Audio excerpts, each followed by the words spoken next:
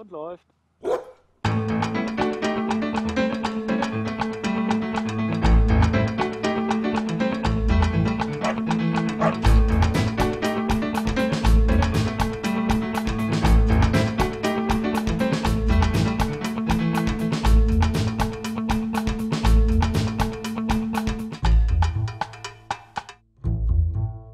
Sniffledog ist ein Auslastungsmodell für den häuslichen Bereich, das wir hier bei Team Kanin konzipiert haben.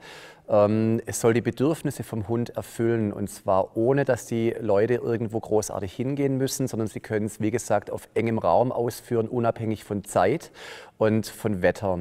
Die Gesundheit vom Hund spielt hier keine Rolle. Auch Hunde mit Handicaps, irgendwelchen Gebrechen können das ausführen, und das finde ich ganz, ganz wichtig, vom Welpen bis ins hohe Alter. Wir sehen, wie hier die Hundehalterin ihren Hund auf einen bestimmten Geruch konditioniert. Welcher Geruch das ist, obliegt dem Hundehalter, das ist vollkommen egal. Das kann von der Nuss über Kamillentee bis zu Sprengstoff und Drogen im Dienstgebrauch sein. Das ist dem Hund vollkommen egal. Im ersten Schritt geht es nur darum, dass der Hund lernt, was er eigentlich suchen soll, dass dieser Geruch für ihn positiv ist, und dann geht der Hund mit der Nase ran und dann bekommt er ein Signal, diesen Klick, und dann wird an diesem Behältnis auch gefüttert.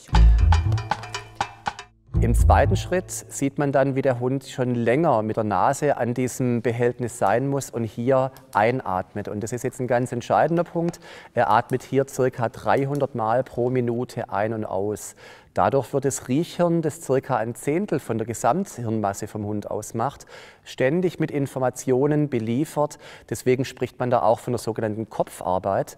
Der Hund muss hier wirklich denken. Und immer wieder kommt dann dieses Klickgeräusch dazu in Verbindung mit Futter an dem Behältnis, damit die Nase auch später an diesem Behältnis bleibt.